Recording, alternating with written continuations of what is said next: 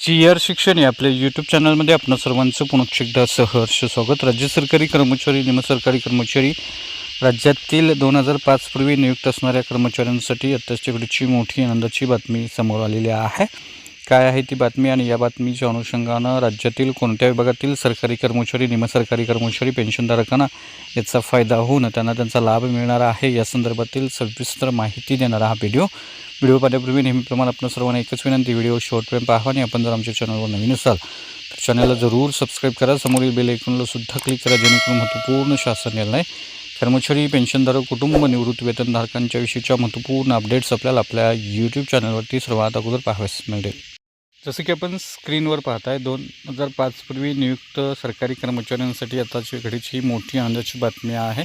विशेषतः 2005 पूर्वी नियुक्त सरकारी कर्मचारी, विशेषतः शिक्षक कर्मचाऱ्यांच्या पेन्शन योजनेसंदर्भातली महत्त्वपूर्ण बातमी आहे। 2005 पूर्वी नियुक्त शिक्षकांसाठी जुनी पेन्शन योजना लागू करण्याचा निर्णय, अर्थात या संदर्भात नागपूर खंडपीठानं दिलेला एक महत्त्वपूर्ण निकाल आहे, जो प्रामुख्यानं 1 नोव्हेंबर 2005 पूर्वी नियुक्त झालेल्या शिक्षकांच्या जुनी पेन्शन योजना OPS मिळवण्याच्या हक्काशी संबंधित आहे। या प्रकरणातील याचिकाकर्त्यांना केवळ या कारणास्तव पेन्शन नाकारण्यात आलेली होती की त्यांची नियुक्ती जुनी असली तरी त्यांच्या शाळांना 100% अनुदान कट ऑफ तारखेनंतर मिळालेले होते।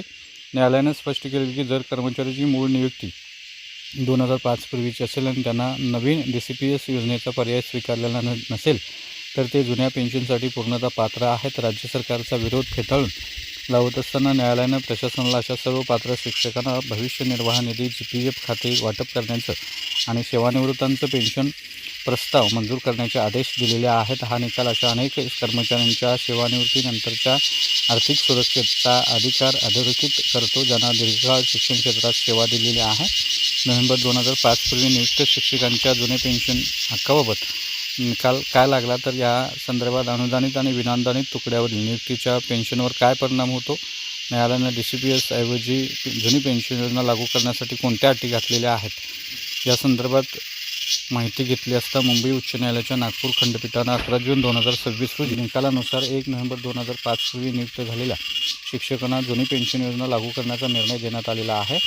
या निकालातील महत्त्वाचे मुद्दे अशा पद्धतीचे आहेत, जे शिक्षक 31 ऑक्टोबर 2005 पूर्वी कटाप तारखेपूर्वी नियुक्त झालेले आहेत त्यांना जुन्या पेन्शन योजनेचा लाभ मिळणार आहे। जरी त्यांची नियुक्तीच्या वेळी संबंधित तुकड्या विनानुदानित होत्या आणि नंतर 100% अनुदानित झाल्या असल्या तरी ते या योजनेसाठी पात्र ठरतील। संबंधित कर्मचाऱ्यांना मात्र नवीन पेन्शन योजना DCPS स्वीकारलेली नसावी। महाराष्ट्र नागरी सेवा निवृत्तीवेतनाचे अंश राशीकरण नियम 1984 अंतर्गत या संदर्भातल्या सेवा त्यांना लागू होतील। त्यांना भविष्य निर्वाह निधी GPFच्या तरतुदी लागू होतील। कपात आणि परतावा, शिक्षकांच्या पगारातून नवीन पेन्शन योजनेअंतर्गत DCPS कोणतीही कपात केली जाऊ नये। जर यापूर्वी अशी कपात केली गेली असेल तर ती रक्कम 4 आठवड्यांच्या आत परत करण्याचे आदेश न्यायालयाने दिलेले आहेत। प्रशासनानं याचिकाकर्त्यांना 6 आठवड्याच्या आत GPF खाते वाटप करावे आणि त्यांच्या पगारातून वर्गणी कापून त्या खात्यात जमा करण्याची प्रक्रिया सुरू करावी। निवृत्त कर्मचाऱ्यांसाठी, जे कर्मचारी निवृत्त झालेले आहेत त्यांच्यासाठी शिक्षण संस्थांनी पेन्शनचे प्रस्ताव सादर करावेत जेणेकरून त्यांना निवृत्तीवेतनाचे लाभ मिळू शकतील। न्यायालयानं स्पष्ट केलेलं आहे की निवृत्तीवेतन हा कर्मचाऱ्यांचा हक्क आहे आणि तो केवळ अर्जाच्या तांत्रिक कारणास्तव नाकारता येणार नाही। हा निकाल औरंगाबाद खंडपीठानं दत्तात्रय बोरसे विरुद्ध महाराष्ट्र शासन या प्रकरणात दिलेल्या निकालाचा आधार घेऊन देण्यात आलेला आहे। त्यामुळं निश्चितच ही महत्त्वपूर्ण बातमी आहे। त्यामुळं 2005 पूर्वी नियुक्त शिक्षक कर्मचारी जे पेन्शनची प्रतीक्षा करत होते त्यांच्यासाठी ही महत्त्वपूर्ण आणि आनंदाची बातमी आहे असं आपल्याला म्हणता येईल। तर हा होता अतिशय महत्त्वपूर्ण व्हिडिओ। महत्त्वपूर्ण बातमी, अशाच महत्त्वपूर्ण बातमीसाठी, रोजच्या महत्त्वपूर्ण शासन निर्णयासाठी चॅनलला जरूर सबस्क्राईब करा, व्हिडिओ आवडल्यास लाईक करा, शेअर करा। धन्यवाद।